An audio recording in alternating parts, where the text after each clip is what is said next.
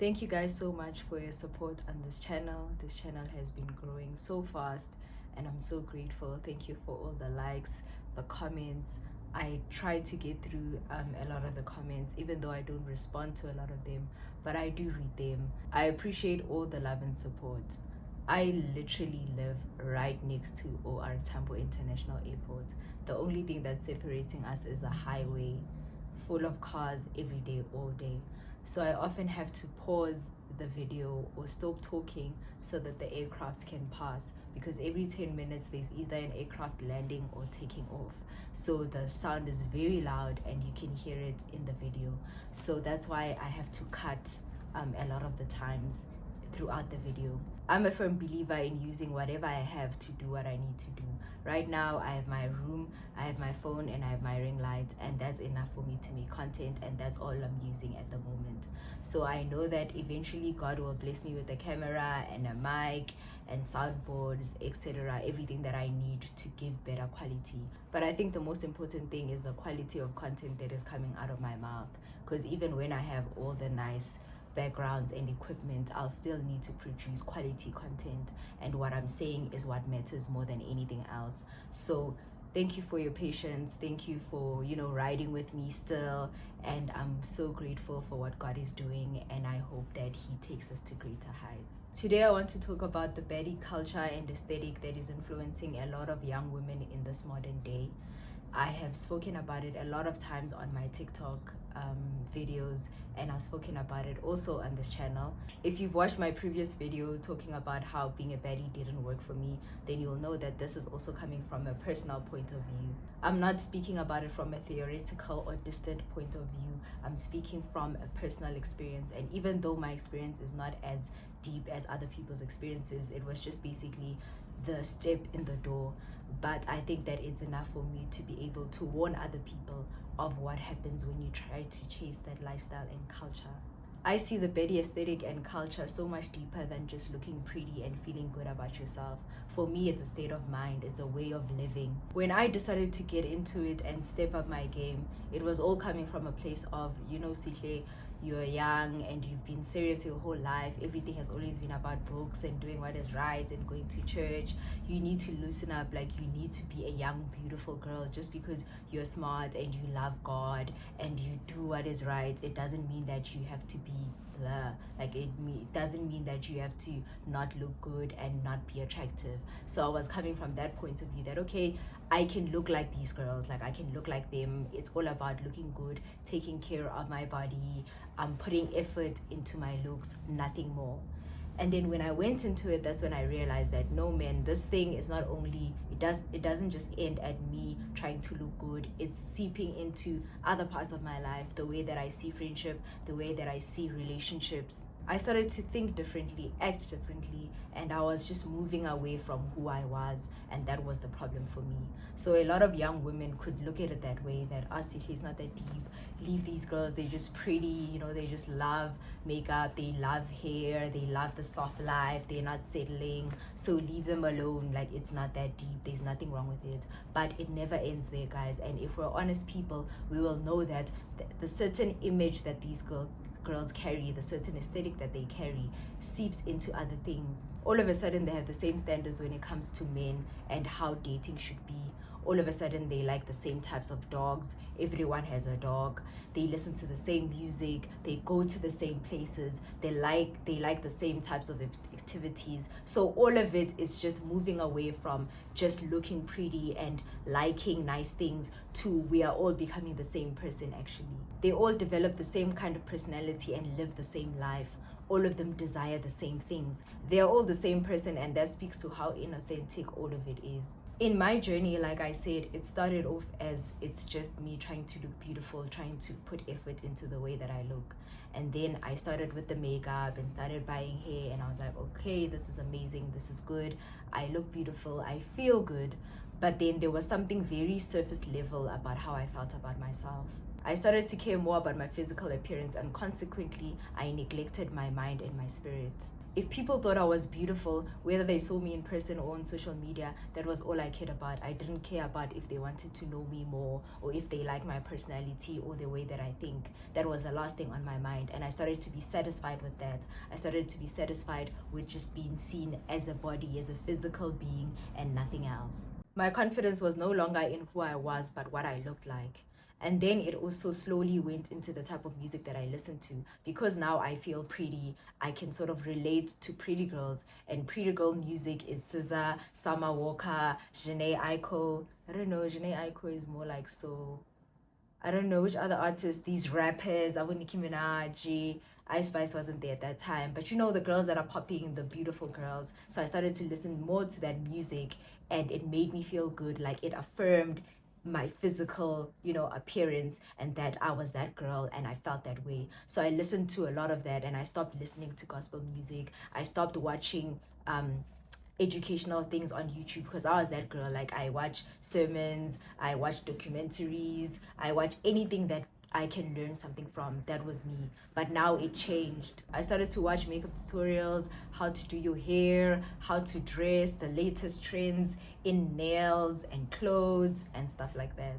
And then it went on to how I view friendships. I started to want girls that look like me. I started to want, that aesthetic, that you must be, hot, like, girl, please put some makeup, put some wigs, wear skirts. Girl, you are bringing the group average down. You need to look good. So I started to desire having friends that have a baddie aesthetic, so that we can look the same. And I didn't appreciate the type of friends that I had before, because before I didn't care about that. Like, I just chose friends based on whatever, if we're connecting, if we align spiritually, if you're smart, then I was attracted to you. If you are someone that thinks independently and you don't follow the crowd, then I'm definitely attracted to you, and we become friends. So then now I wasn't satisfied with those friends anymore. I was like, this one is boring, we want, so I started to lean more towards girls that had that vibe, and started to want to befriend them. At that time, I didn't realize I was changing. I just thought that I'm still the same person. I was still going to church, I was still involved in church things. I was still not getting involved in certain things. So I just thought that, no, it's just the physical that has changed. The rest of me is still the same. But only now, when I look back and I look through my pictures and my videos, I'm like, girl, but I'm glad that it didn't really affect my friendships that much, because I'm a genuine person and I don't try to force my friends to do things that they don't want to do. So I just lean more towards other people, but it didn't affect my friendships in a way that I didn't want to be friends with my friends anymore and things like that. And then it moved to how I took pictures. At first, when I took pictures, I would just stand in front of the camera, smile. I was those girls that really didn't know what to do, when you stand in front of a camera. So now that I had this aesthetic, I had to, do the right poses, the poses that can match. You can't be looking like this and posing like you're in grade 1. So I was looking at other girls, the way that they pose, and tried to pose in that way. So I'm gonna show you these pictures that I have. I have them still on my Instagram, but I was considering that I can take them down, because now they no longer represent who I am. I didn't really feel pressure to take them down, because I was like, I didn't care if people saw them or not and would say, Sikhle, look at what you're doing, but you're always speaking against baddies. I was like, that was years ago, and you can see evidently the growth on my Instagram page. So I don't need to feel some type of way about it.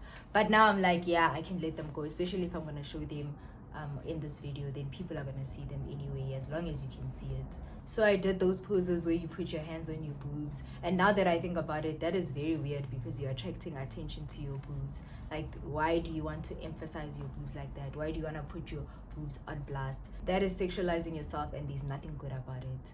And then I have another picture where I'm sort of like pushing my bum out. That's something that I've also seen other girls do, and also not a good look. Like, why are you trying to put emphasis on your bum?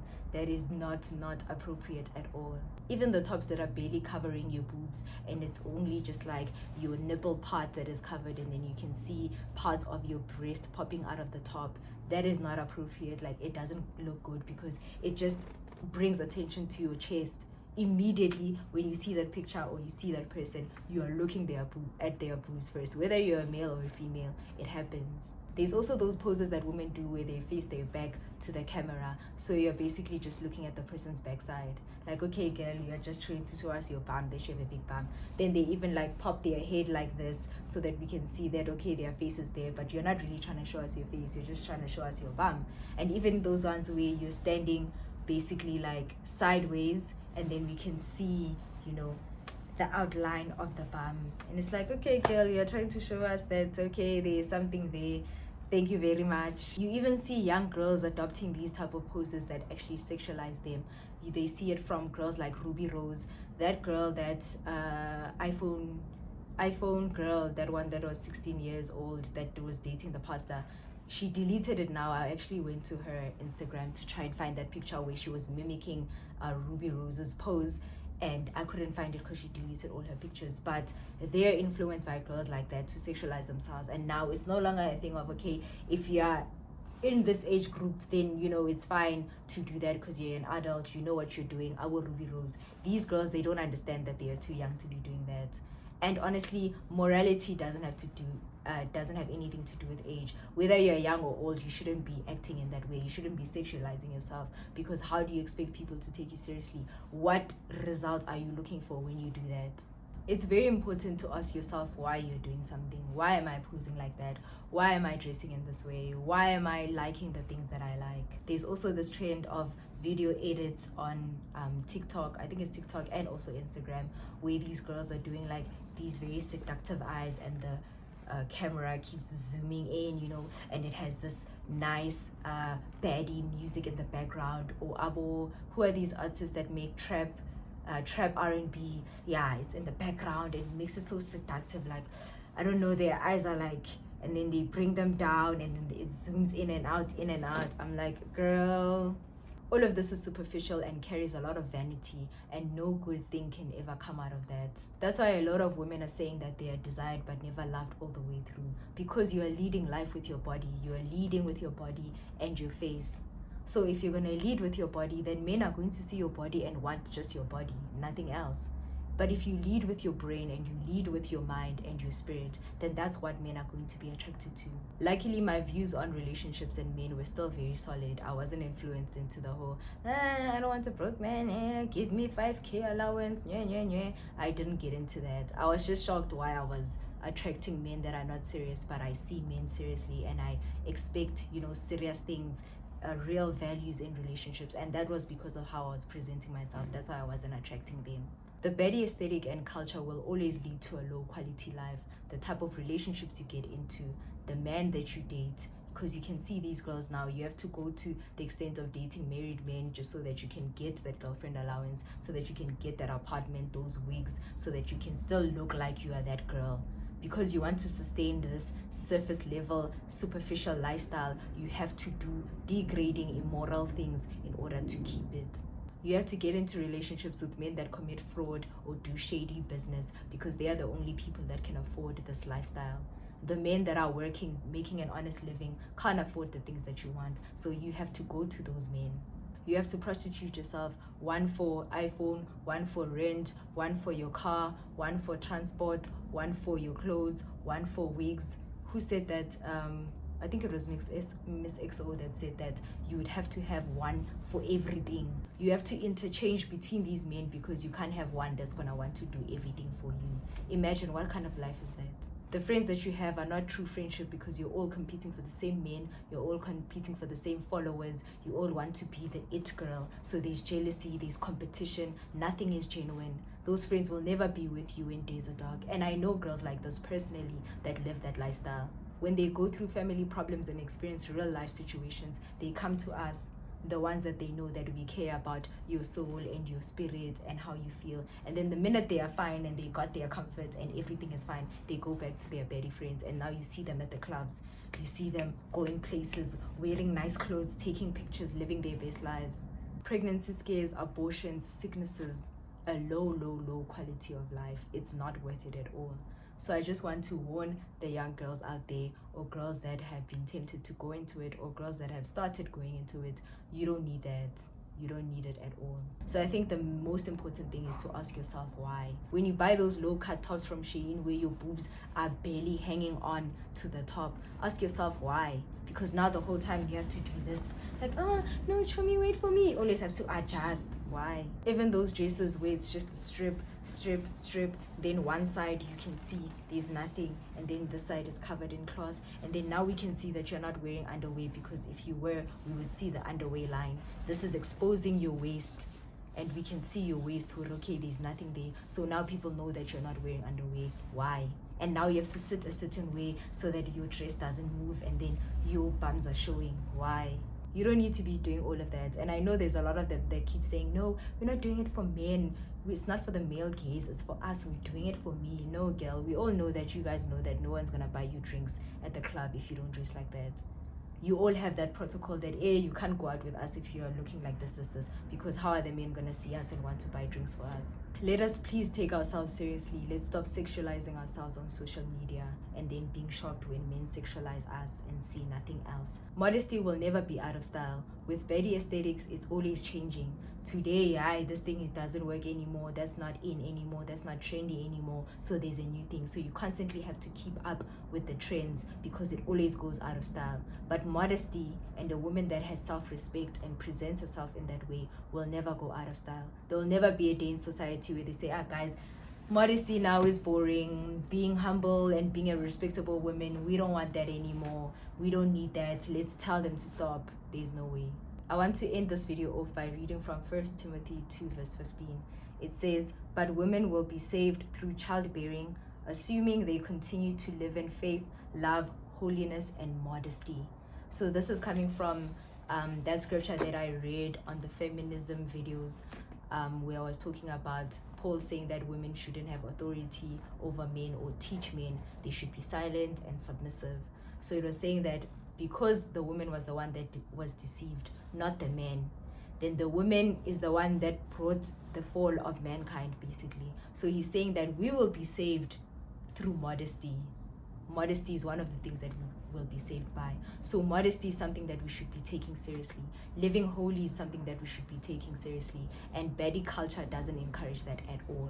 Ladies, let's stop thinking that things are not that deep, because they really are. Be mindful of who you follow on social media, the kind of music that you listen to, and the things that you watch. Stop watching these reality TV shows of girls wearing almost nothing, and they're hitting each other, and they're drinking, and they're taking each other's partners, the drama. Stop watching those things, because it influences you, whether you know it or not. Believe me when I say, the sooner you learn these things, the better it will be for you.